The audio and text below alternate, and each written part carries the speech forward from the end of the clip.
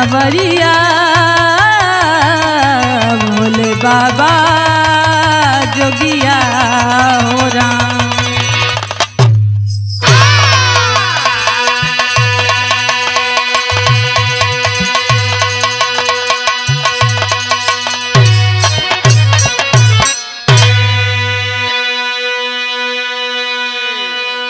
अच्छा बाबूजी, हम बिरहा गायिका सावित्री बागी मऊ आई माँ बागी प्रयागराज की पावन सरजमी से आज प्रयाग गंगा स्टूडियो के माध्यम से अपनी पूरी पार्टी के आवाज में परम श्रद्धेय परमादरणीय हमारे गुरुजी, हमारे कवि जी श्री राम गुलाब मौर्य गुरुजी की देख रेख में आप लोगों के बीच में एक नया बिरहा लेकर आई हूँ। आशा नहीं पूर्ण विश्वास बा आप लोग अपने पूरे परिवार के साथ बैठ करके ये बिरहा सुनेंगे। बिरहा सुन करके बाबूजी लोटपोट हो जाएंगे। बिरहा में आपको कोई ऐसी बात नहीं मिलेगी जिससे आपको शर्मिंदगी महसूस हो। आइए साखी में कहना है माँ साहब।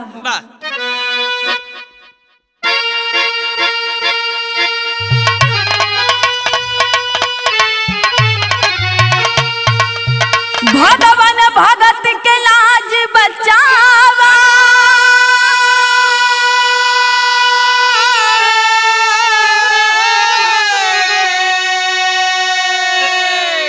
आपन गटई खुदई फसावा।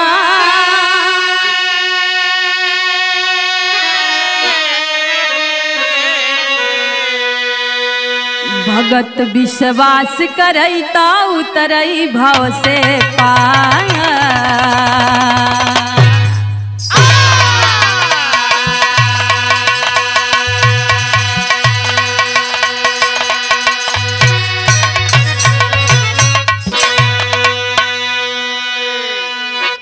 भगवान भगत के लाज बचावई आपन गटई खुदई फसावई। भगत विश्वास करई ता उतरई भव से पार। गौर करेंगे बाबूजी, एक भक्त और भगवान का रिश्ता क्या होता है। अगर भक्ति सच्ची हो तो ऐ बाबू भगवान को स्वयं अपने भक्त के लिए इस धरती पर आना पड़ता है। बड़ी सुंदर गजल के लाइन बा माँ साहब।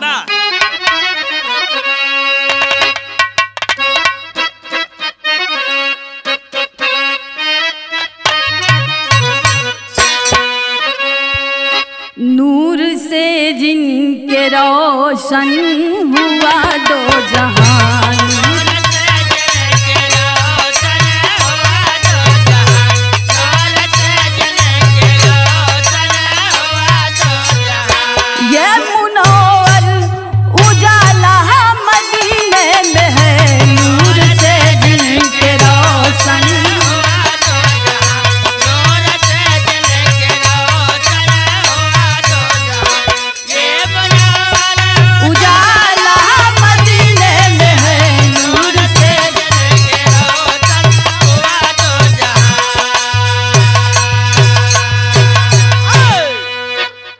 गौर करेंगे आए बापू बिरहा की सुनाई वाले पंचों।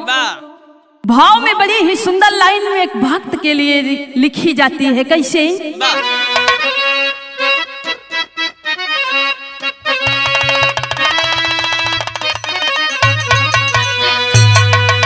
भक्ति में जिसने सच्चा भरोसा रखा,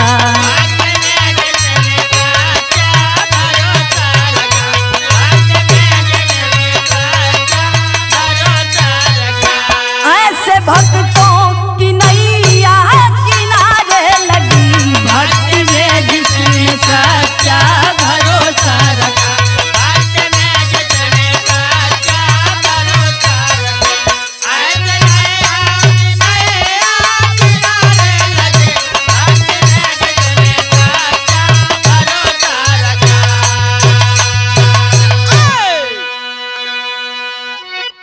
भक्ति में जिसने सच्चा भरोसा रखा,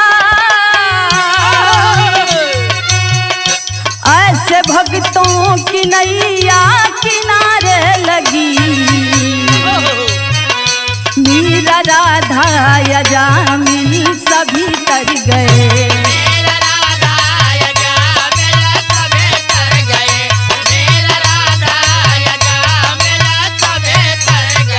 मीरा राधा यजामिनी सभी तर गए।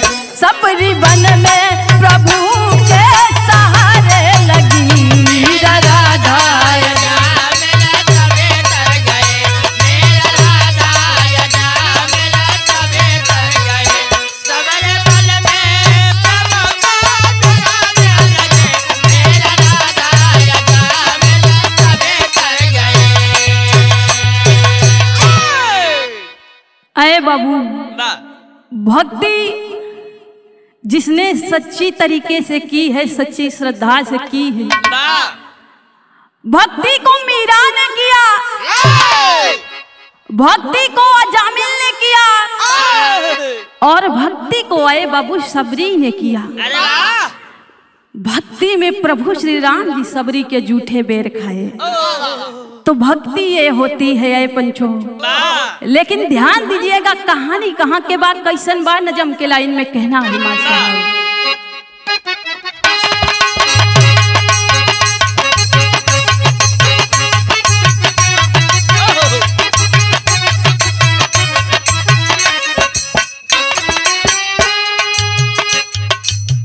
ध्यान से सुनिए, एक भक्तन की कहानी है।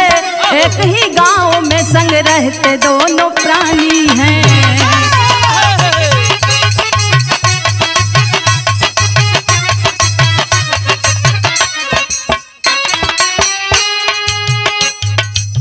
भगवान विष्णु मां गंगा की वो पुजारन थी। सही जोड़ा न मिला इसलिए अभागन थी।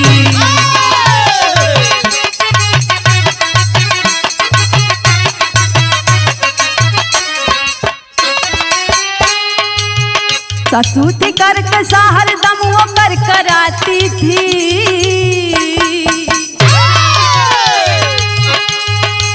ससुती करके सा वो हरदम कर कराती थी। बिना मतलब के सुबह शाम खूब सुनाती थी।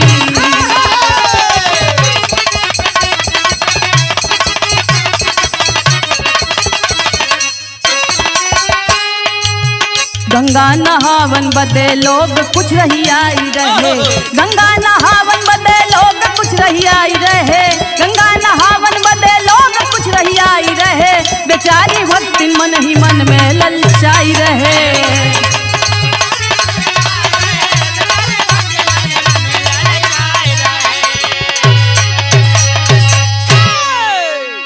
अरे बाबू, एक गांव में एक ही परिवार में 3 लोग। कहानी पे आप लोग ध्यान दीजिएगा। एक छोटा सा गांव, वही गांव में एक छोटा परिवार। परिवार में 3 लोग थे, माँ, बेटा और बहू। लेकिन ए बाबू, तीनों जने का मेल मिलाप एकदम अलग बा। बहू भगवान विष्णु और माँ गंगा की पुजारन थी। लेकिन सासू के रहन सहन एकदम अलग बा। रोज पतो कितना बढ़िया काम करे, चूल्हा चौका, बढ़िया चूल्हा चौका करे, घर का सारा काम करे बाबू। लेकिन बूढ़ा माई अपने पतोहिया से कभो सहमत ना रहे। कभो खुशी ना रहा, कभो खुशी ना रही। सवेरे से लई के संझा भई कर कर कर कर बेचारी पतोहू का सुनावत रही है बाबू। धीरे धीरे समय कौनो तरह बीतत बा। एक दिन पतोहिया अपन कुछ काम करत बाए बाबू। गांव का चाची दादी लोग सब प्लान बनवत हईन गंगा नहाई बदे जाई। पुण्यवासी एकदम नजदीक बा। सब प्लान बनवत हईन कहीं नहाई जाए के तैयारी करत है तो का चलई खई तो चला चला तू तैयारी बनाइला। हाँ अब बेचारी दुल्हन करे तो का करे बाबूजी। दुल्हन कहे ठीक बा तनी घरे में राय बात ले ली तो हाँ पहले अपने सासू माता से पूछ ले। मन ही मन में दुल्हन बेचारी ललचात बा। हाँ एक लाइन तर्ज लग गई मार साहब। वाह।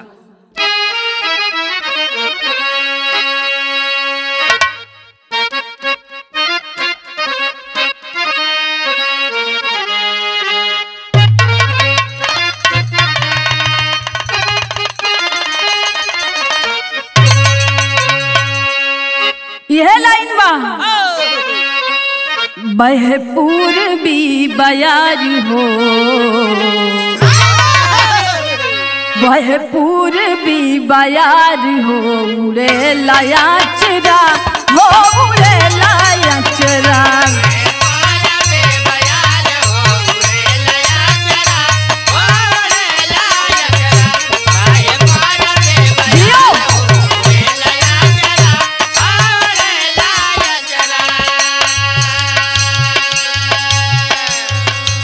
ए बाबू पतोहिया बेचारी मन ही मन में ललचात बा।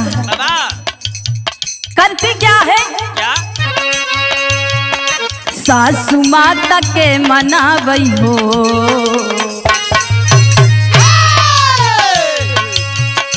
सासू माता के मनावई हो, बहुरिया पगली हो, बहुरिया पगली।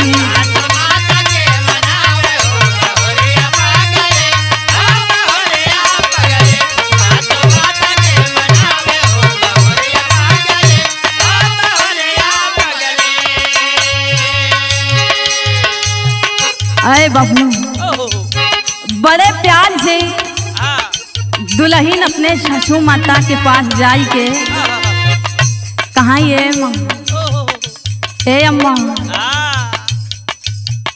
अम्मा हमार बात सुना।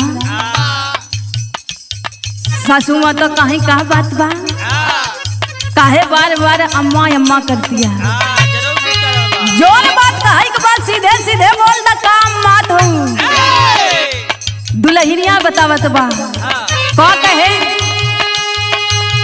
अम्मा हम जाई दा गंगा नहाई,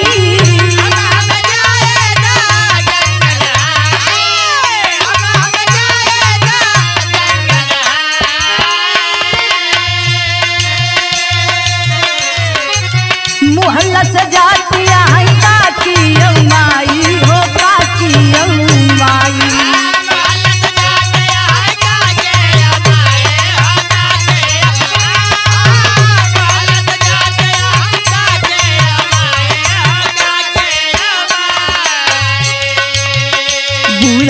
किंगरिया वही हो, बहुरिया पगली हो, बहुरिया पगली।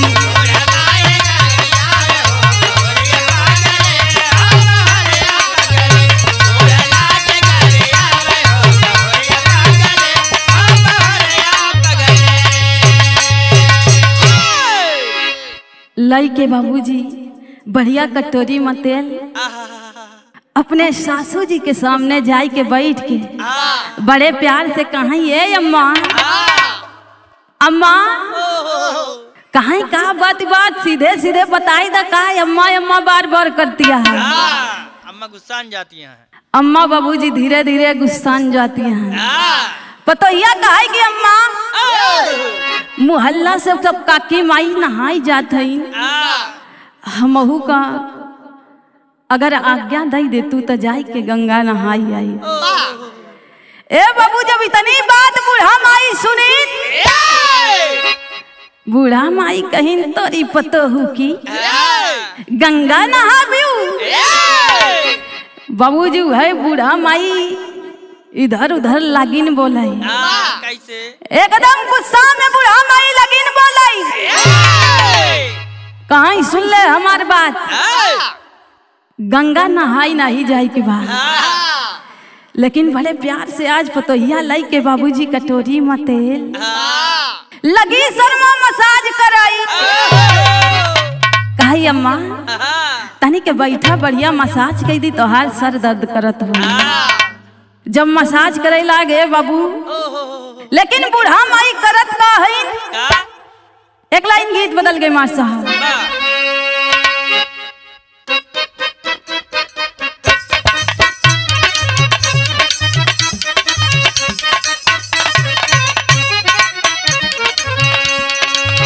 पतोहिया के बात सुन के बूढ़ा माई बाबूजी करत का है।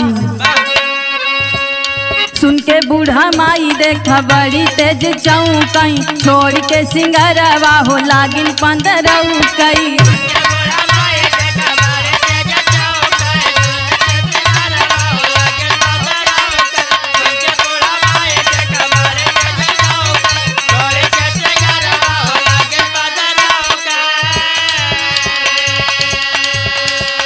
कच्ची पक्की गाड़ी बहुआ के गरियाई, नैहरे में माई हो आवारा टहराई।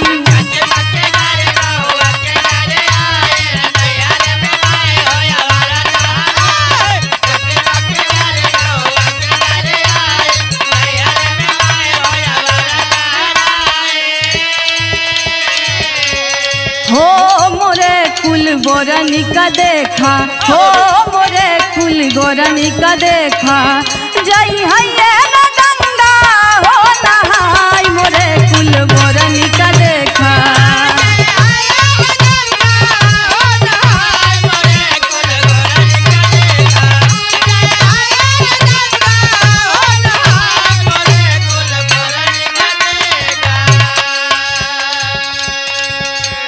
लाई के बाबूजी तेल का मसाज करे जात बाबूरे में।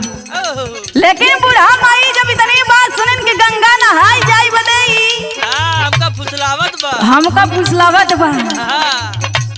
सब छोड़ छाड़ के ए हर पतो तेल लगाई के बाबूजी बढ़िया चोटी गाछत बा, छोटी बनवत बा।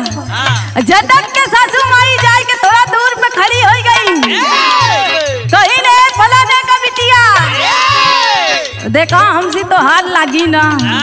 बहाना बनावा चाहे जितना आई के हमका फुसलावा, यही तो हर माई सिखाए हैं, यही बताए हैं। और कहत काम है गरिया में कैसे, नाने कई कुकर में तू बना ना छिहत्तरी, बोरन तो हर माई बाबू दई के सत भतरी।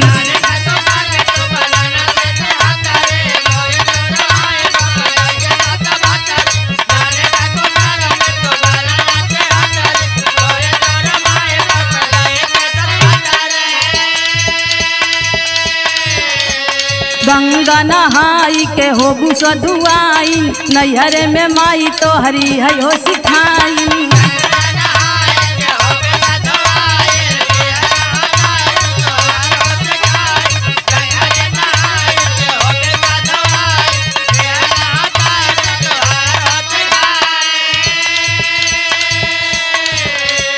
हो मोरे कुल बोरनी का देखा, हो मोरे कुल गोरनी का देखा, बूढ़ा माई रहली ने गरियाई। मोरे कुल बोरनी का देखा,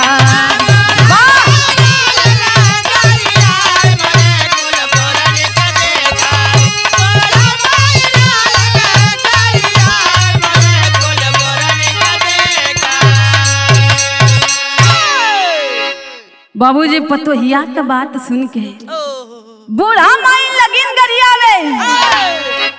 कहाँ तू नानहेल का कुकर मिया, तो हर माई बाबू मारे न हमरे बेटवा का जिंदगी नाश कही दे। सतभतरी जई तो हर जैसे लड़की हमरे घरे पतोह बन गई, हमार कुल कई नाश होई गवा। गंगा नहाबू जाय के सधुआई न होबू। ए बाबू तमाम प्रकार का है। आज सास बाबूजी गरियावत है अपने पतोह का। पतोहिया बेचारी समझ गई कि काम हिया से ना बनी। ए बाबू जब पतोह समझ गई कि काम हिया से ना बनी, बेचारी मन में यह विचार करत बा। धीरे धीरे समय बीतत बा, धीरे धीरे समय बीतत बा। तब होता बा चौक के लाइन लग गई मास्टर साहब।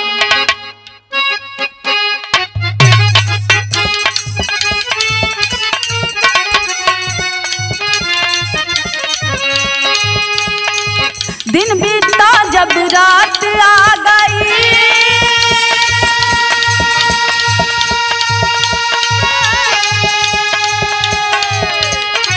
सेज पिया से भवा मिलन,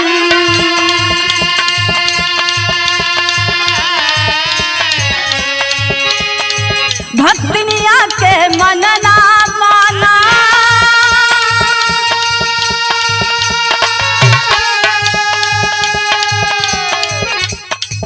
बालम जी के ले माँ,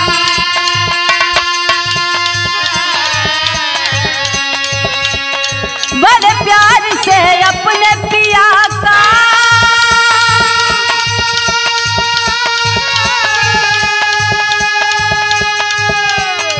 भक्तिंदा बई लगी चरा,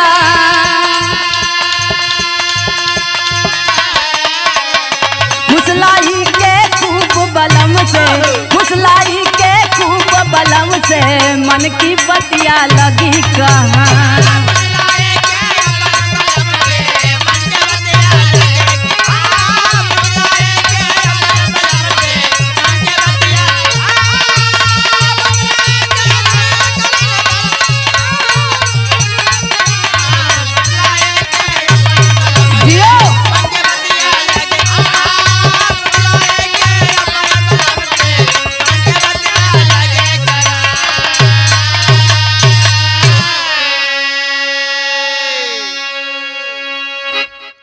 अरे बाबू धीरे धीरे दिन बीत गया, रात के बेला आई गई, दुल्हनिया घरे का सारा काम काज कई के अपने सासू माता को भोजन कराई के, अपने सैया जी को भोजन कराई के, अरे बाबू जब सेज पर पिया से मिलन हुआ,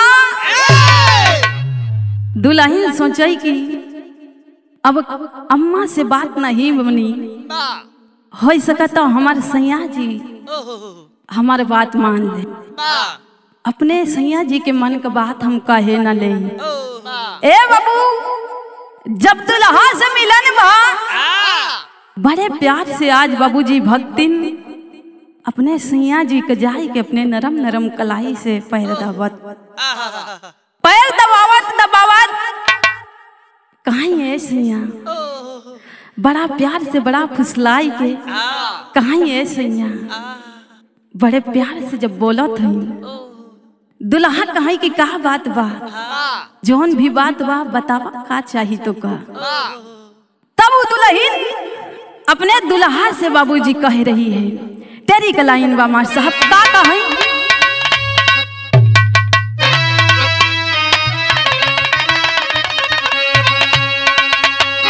रामा रामा नहाए खातिर गंगा हो चला,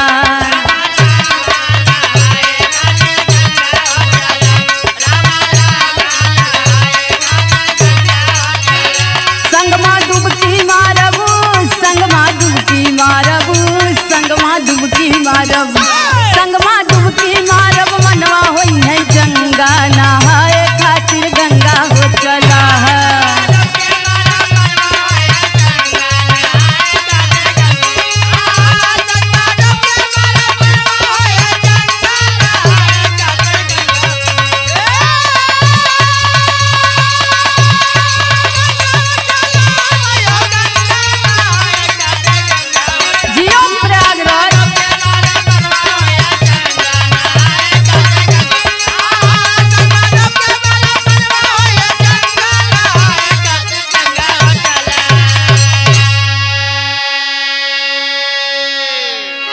दुल्हन बाबूजी बड़े प्यार से अपने सैया से कहें, दुल्हा ए हमर राजा चला दोनों प्राणी चल के गंगा नहाई आई, सारा पाप कट जाई।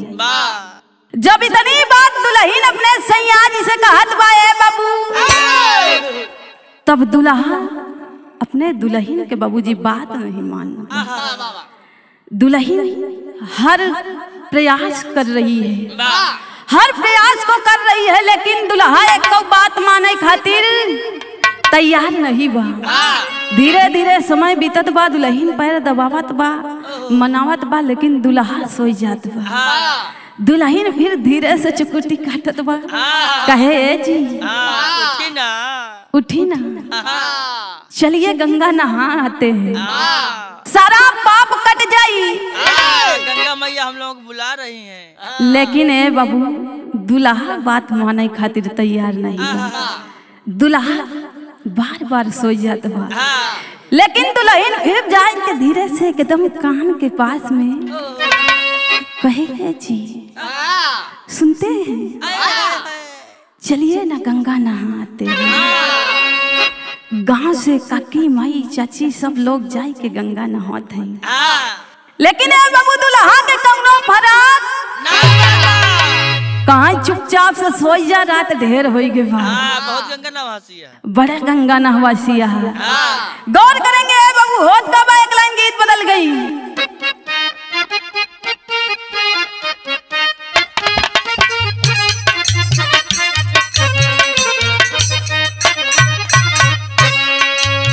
जब आई मिलन की रात न जाने हो गई कौन सी बात, बलम रूठ गए सजन रूठ गए।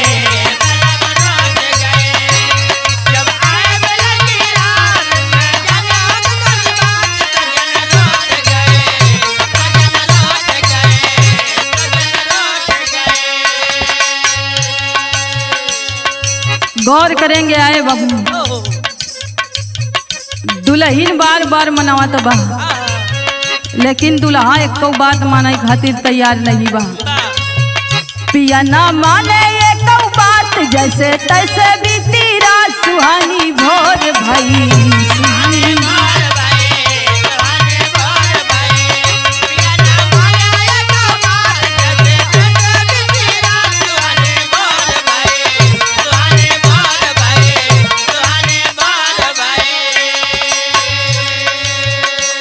वो अपने पिया को मनाती रही, खूब डांट बेचारी खाती रही।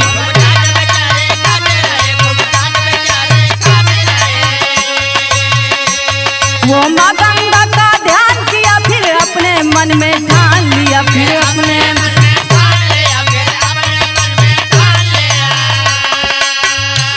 सब जानेंगे दीनानाथ, मैं भी जाऊंगी सबके साथ, सुहानी भोर भई, सुहानी भोर भई।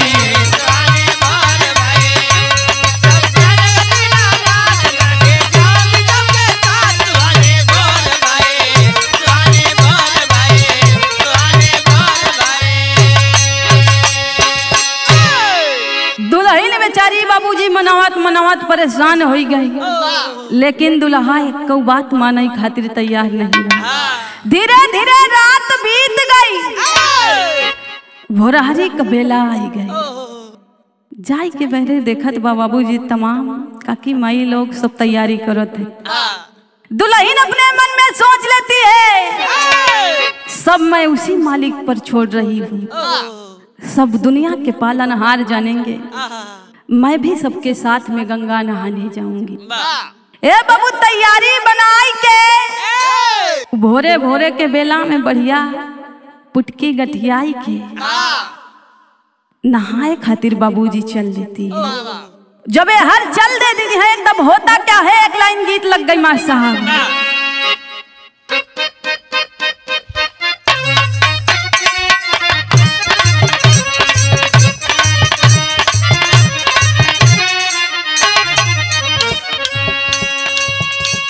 ये गीत बड़ी पुरान बा, लेकिन ए बाबू आजो नहीं बा, एक ही रस का भौ बेरस नहीं भवा। बड़ी सुंदर लाइन का संकेत बा, कैसे चलते मुसाफिर को मोह लिया रे पिंजरे वाली मुनिया।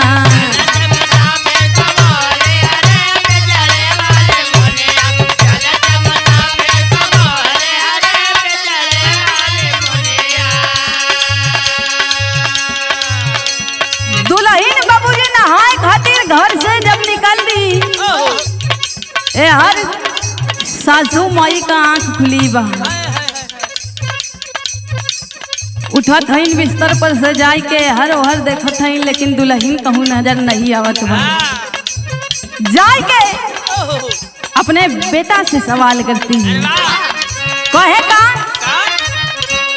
रतिया में कहवा हेराई गईली, कहाँ गईली दुल्हनिया।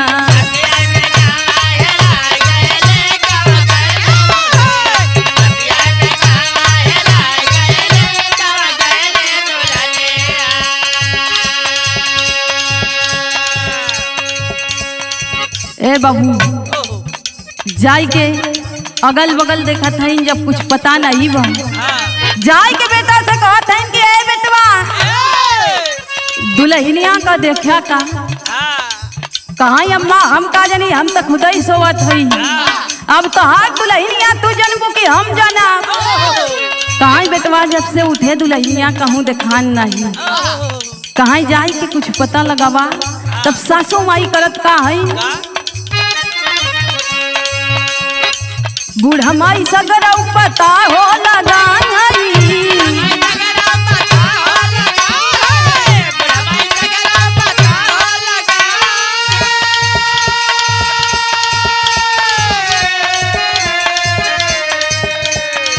सारे मुहल्ला में जब बतिया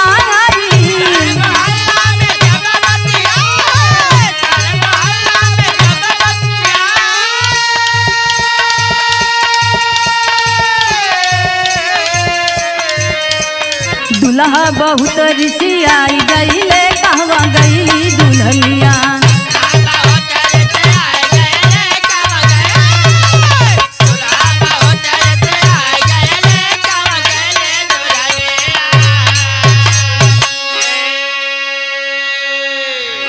जाय के बाबू टोला मोहल्ला में सासू माता पता लगावत है, लेकिन दुल्हनिया का कहूँ पता नहीं बा। वहीं में गांव के लोग बतावत हैं कि तोहार दुल्हनिया टोला मोहल्ला से लोग जात रहे नहा, सबके साथे नहाई गई बा। अब बूढ़ा माई के पारा एकदम गरम बाबूजी जाय के अपने बेटवा से बतावत हैं कि ए बेटवा हमसे कहीं हम परमिशन नहीं दिए, तो सी परमिशन मिला रहा। कहे अम्मा हम से कहत रही लेकिन हम नहीं कह दे। कहा तब कैसी पूछ के गई यहाँ गंगा नहाई। कहा जाई दो जब आई है तब हम इनसे पूछो कि कैसी पूछ के गंगा नहाई गो रही। बेटवा आज का हाथ का बा हुई यंत्र में मत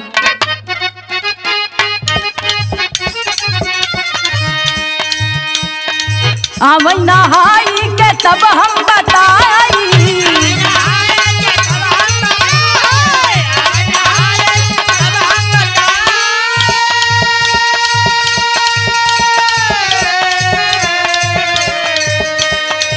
मारी मारी उनके हम गंगा नहवाई।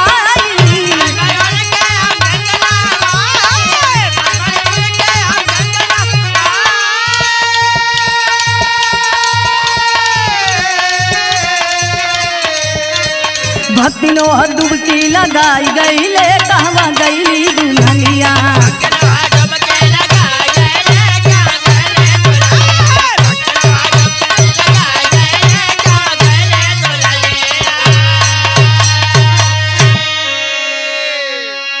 कहीं नहाय के आवई तब हम मार मार उनका गंगा नहवाई। तब पूछब के कितना गंगा नहाई है। ये हर का बात बाबूजी हर ही छोड़ा। ओ हर दुल्हन जाए के गंगा जी में पहुंच गई। जब गंगा जी में पहुंची है बाबू अपन पोटली रख के धीरे धीरे माँ गंगा के जल में जब प्रवेश करती है तब दुल्हन करत का बा विदेशिया के लाइन बा माँ साहब।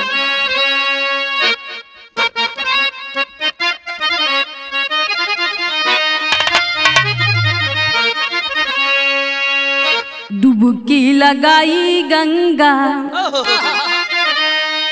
माई के मनवलिनी हो। कैलिया पराध माई तोहरे कारनावा।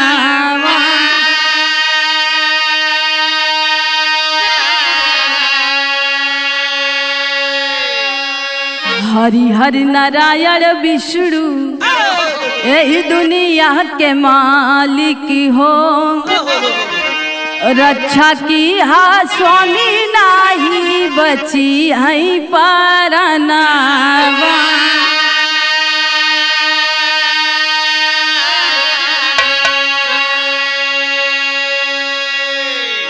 भक्तिन के पुकार माता ए बाबू लक्ष्मी भी सुनलनी हो, विष्णु से कहन लागी धई के चरनावा।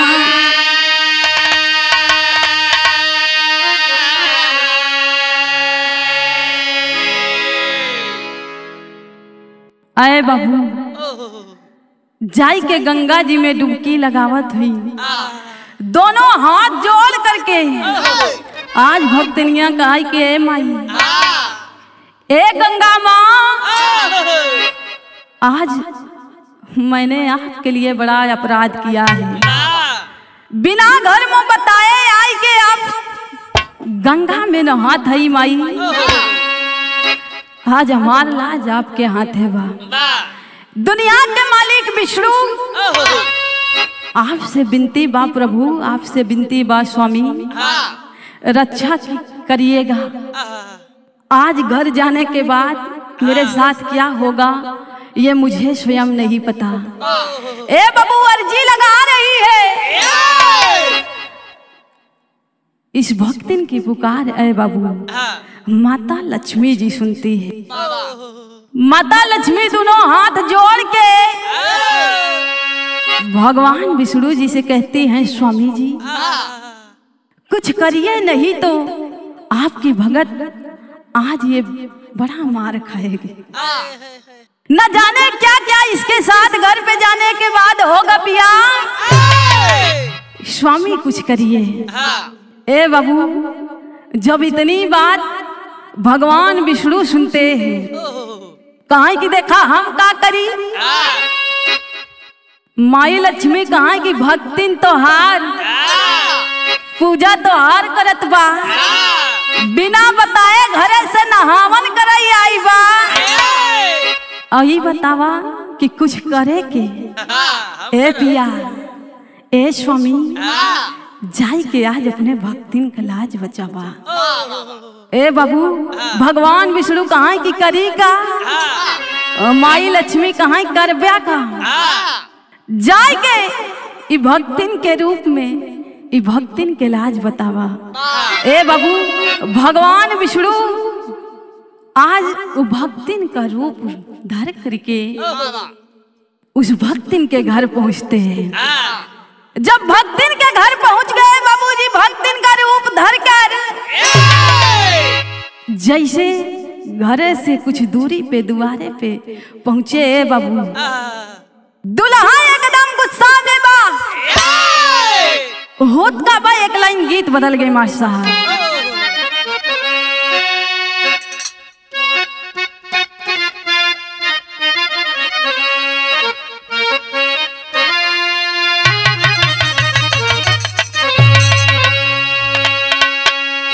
इस गीत को परम पूजनी दादा राम कैलाश जी गाया करते थे। जौने समय दादा गावे बाबूजी बड़ा बढ़िया लहाई के गावे। कैसे गावे मास्टर साहब।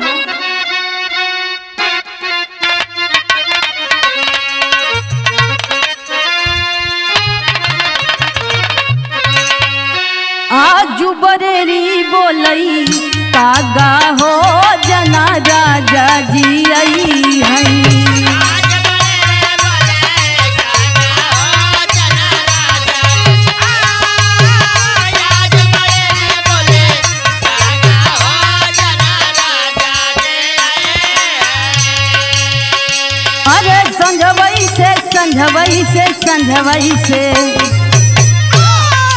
संझवई से मोर मन लागा हो जना राजा जी आई है।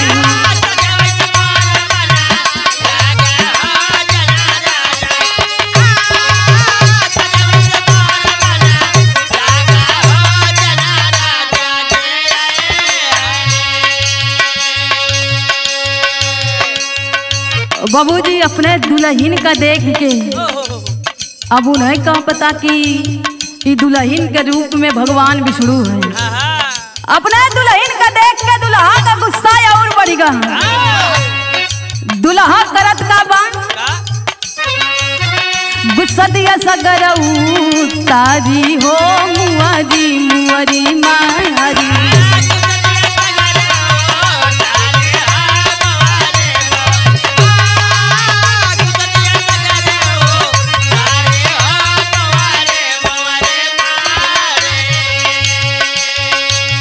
केसिया पकड़ी पापी लगा घिसिया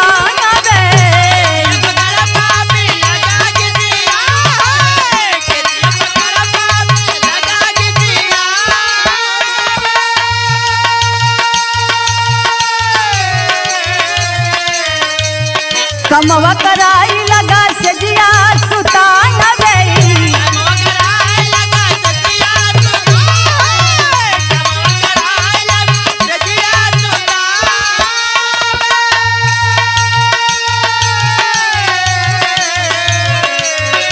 जबरी भर लयक बाजी हो मुआरी मुआरी मारी।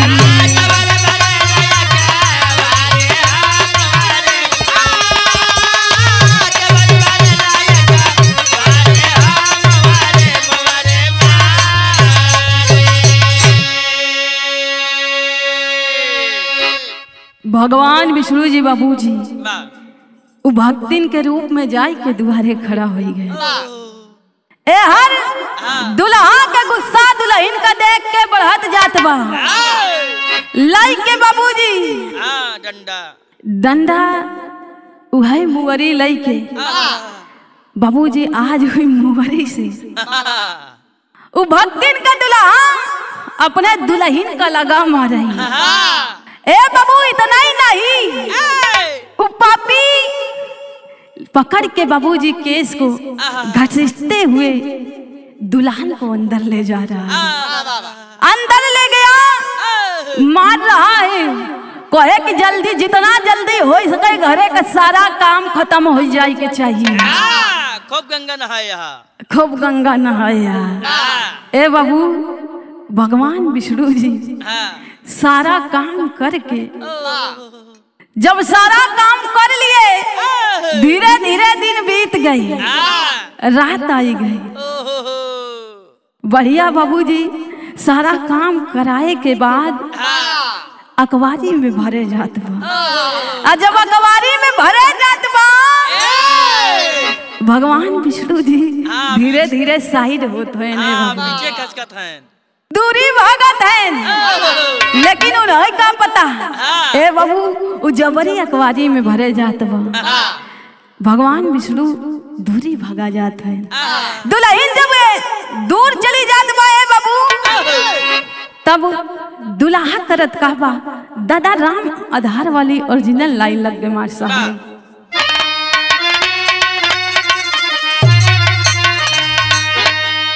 आए है झकोरा मारे झूलनी ए बाबू झकोरा मारे झूलनी ऊ है साड़ी लहराई हो झकोरा मारे झूलनी।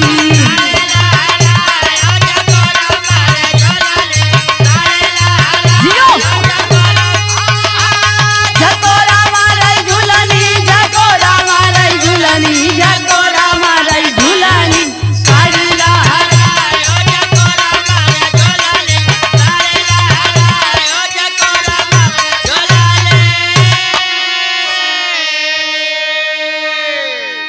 गौर करेंगे आए बाबू दुल्ही दूर जात बा।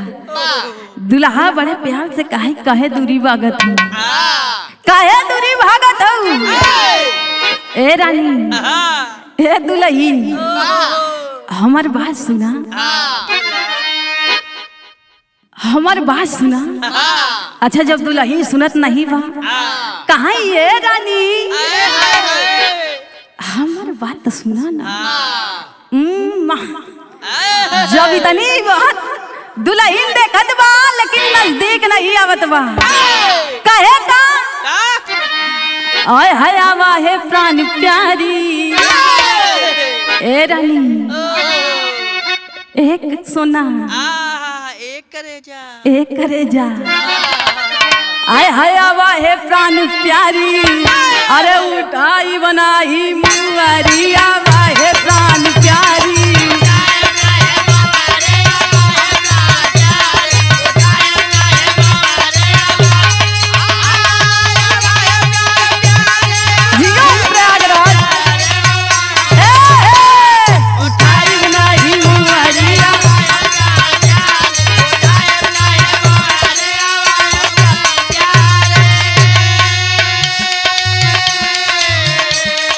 लाग रही गुस्सा जवन भाग्यू लइके लुगरिया वाहे प्राण प्यारी उठाई नहीं मुगरिया वाहे प्राण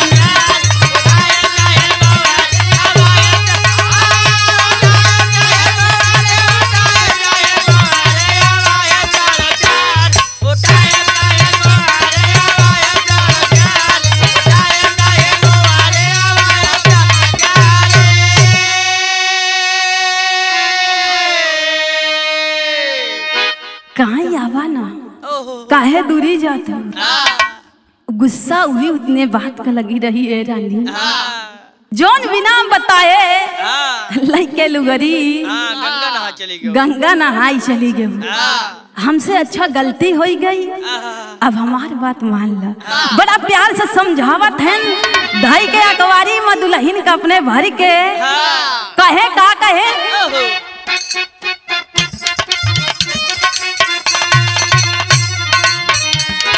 भले की हूँ रानी जावन गंगा हो नहायू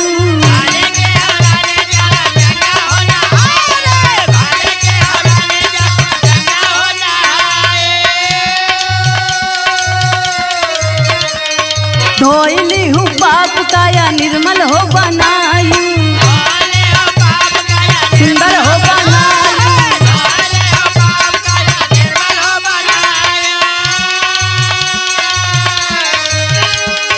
विष्णु कहाँ की तोहर हो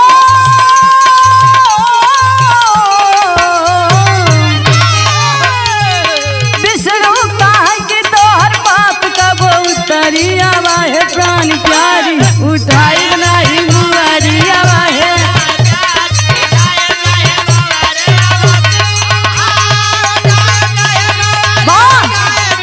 जियो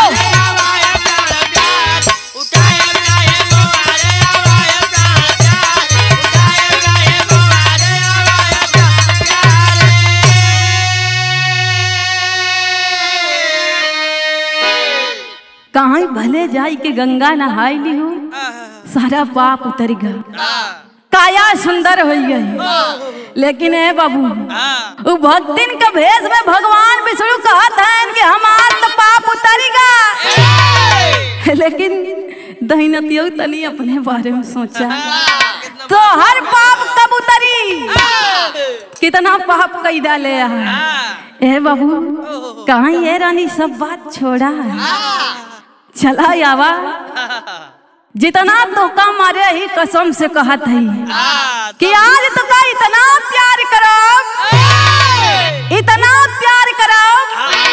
कि तू सारी गुस्सा भुलाई जब वो सारा दर्द हेराई जाए ए बाबू इतना ही बात कही के पकड़ के बाबूजी हाथ अंदर घिसियाए जात बदुला ए हर भगवान विष्णु छुड़ावा तो लेकिन माने खातिर तैयार पकड़ के कहा चला भीतरी तो बताई पकड़ के बाबूजी जब पलंग की ओरी ले जात बा भगवान विष्णु आई माता लक्ष्मी को याद करते हैं कहाँ ये लक्ष्मी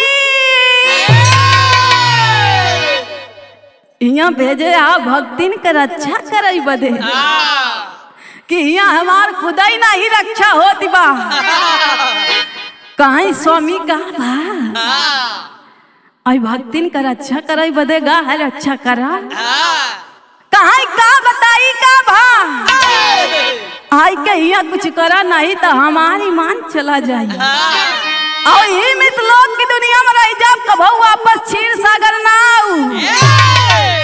माई लक्ष्मी कहाँ स्वामी तनी मन मधीरा धरा। ए बाबू माई लक्ष्मी भगवान विष्णु जी की पुकार सुन करके बात को सुन करके कहाँ पिया तनी धीरा धरा कुछ करा था। माता लक्ष्मी करती क्या है पहपट के लाइन लग गई मार साहब।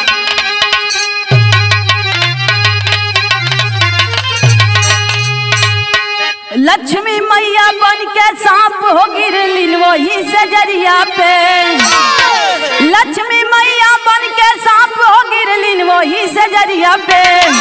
नशा उतर गा सब दुल्हा के भागा निकर दुआरिया पे।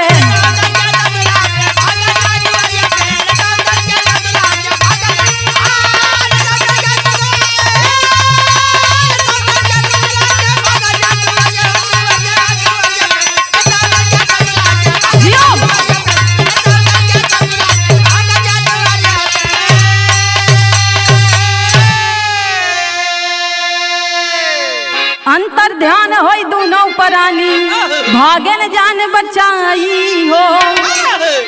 तबले असली दुल्हन आई के दुल्हा संग भीतर आई हो। अरे भूखी प्यासी न रहीन बेचारा उतरलिन दाल से जरिया पे। ए बाबू नशा उतरीगा सब दुल्हा के भागा निकली दुआरिया पे। गौर करेंगे आए बाबू माई लक्ष्मी सांप का रूप बना करके जाय के हुई बेच सजिया पे गिर पड़ी। जब बेच सजिया पे गिर पड़ी दुल्हा बाबूजी घबरा के हाय के दुआरे निकल गए। दुल्हन भी दुआरे निकल गई। तब ले असली दुल्हन है बाबू आई के सामने खड़ी हो गए। ए हर माता लक्ष्मी और भगवान विष्णु अपन जान बचाई के बाबूजी अंतर ध्यान हो गए दोनों प्राणी। असली दुल्हन संगे बाबू दुल्हा भीतर हो गया। दिन भर भूखी प्यासी रहने के बाद बेचारा जाई के दुल्हा संगे बाबू ये अंदर के बात बा आप सब समझत हुआ। ए हर माता लक्ष्मी और भगवान विष्णु जी क्षीर सागर में बाबूजी जिस समय पहुंचते हैं भगवान विष्णु कहाँ है लक्ष्मी हमारी बात सुना। माई लक्ष्मी कहाँ है स्वामी का बात बा बड़ा बतियावत हुआ।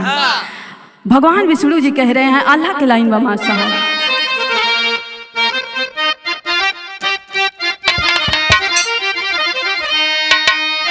विष्णु कहाँ की लक्ष्मी विष्णु कहाँ की लक्ष्मी हमके बचाई लिहलू।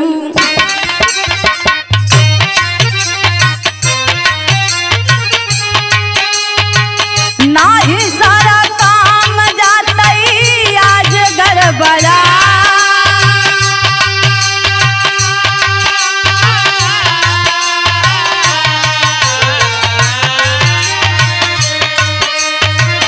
लक्ष्मी कहाँ की स्वामी एक कोई दिन के नारी भैला।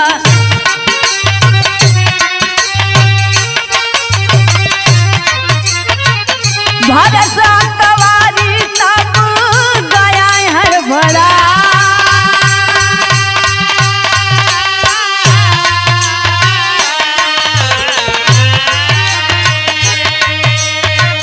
दुनिया की नारी सोचा कितना बहादुर होली।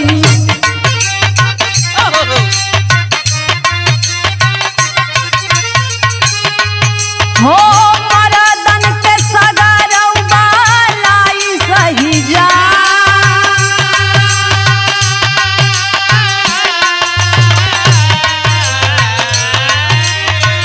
लक्ष्मी के मुहावा से ऐसन हो बचनिया सुन के।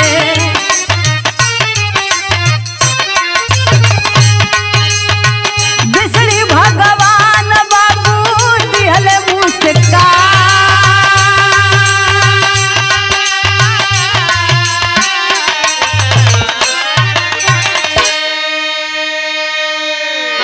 माई लक्ष्मी से भगवान विष्णु कहते हैं कहाँ लक्ष्मी आज जाई के हमका बचाई लू नहीं सारा काम गड़बड़ाई जाए। माई लक्ष्मी कहीं पिया तनिक सोचा विचार करे वाली बात बा। 21 दिन का नारी भया और जब भरे सकवारी तो सारी अक्की बक्की बुलाई गई। पसीना छूटत रहा, एकदम हड़बड़ाई गया। कहता है लक्ष्मी कुछ करा नहीं तो सब काम गड़बड़ाई जाई। सोचिए कि दुनिया की नारी कितना बहादुर होती है, जो अपने मर्दों की सारी बलाएं सह जाती है। अरे बाबू, माता लक्ष्मी के मुंह से ऐसी वचन को सुन करके, ऐसी बात को सुन करके भगवान विष्णु मुस्कुरा दिए। गौर करेंगे आए बाबू, आज माता लक्ष्मी भगवान विष्णु जी बैठे हुए हैं। माँ लक्ष्मी एक बात भगवान विष्णु से कहती है। कहती क्या है माँ साहब? खड़ी की लाइन बा।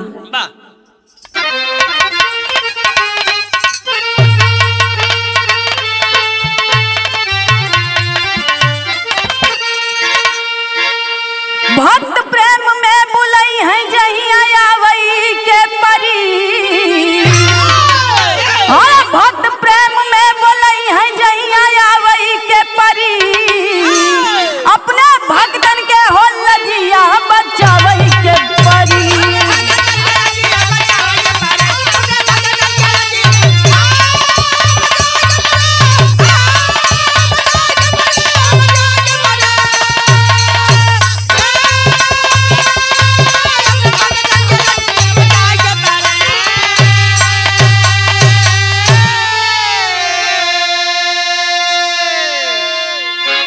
मिथलोकवा में ज्ञानी अज्ञानी, भाव में बयंतर संगे दुनहु परान।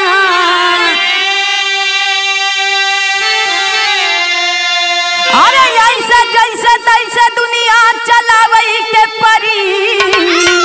ऐसे जैसे तैसे दुनिया चलावई के परी। अपने भक्तन के हो लजिया बचावई के परी।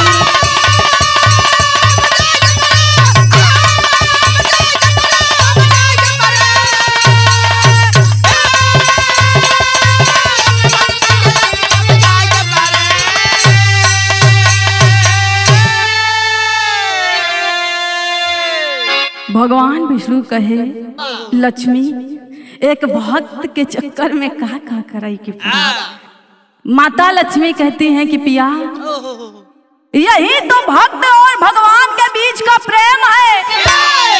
जब भी भक्त प्रेम से भगवान को बुलाएगा तब भगवान को स्वयं अपने भक्त की रक्षा के लिए जाना पड़ेगा। ये मित्र लोक की दुनिया है, इस दुनिया में ज्ञानी भी हैं और अज्ञानी भी हैं पिया है स्वामी, लेकिन सब एक बराबर नहीं है। जैसा कि आज इस भक्तिन के घर में है, कोई अलग तो कोई अलग, एक ही परिवार में रह करके लोग की अलग अलग बाबूजी सोच होती है। ये दुनिया चलाने के लिए प्रभु ये करना ही पड़ेगा। गौर करेंगे आए बाबू, अंतिम लाइन में बताना हुआ।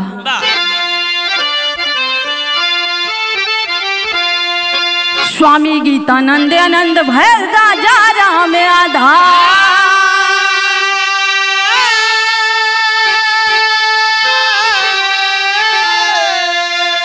हैदर हफीज गुरुवर के रहिया जो है गुरु अनिल कुमार हो।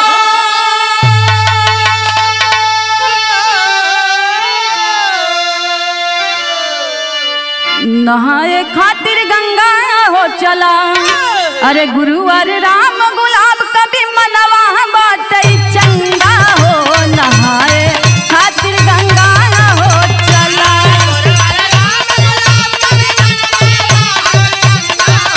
नहाए खातिर गंगा हो चला,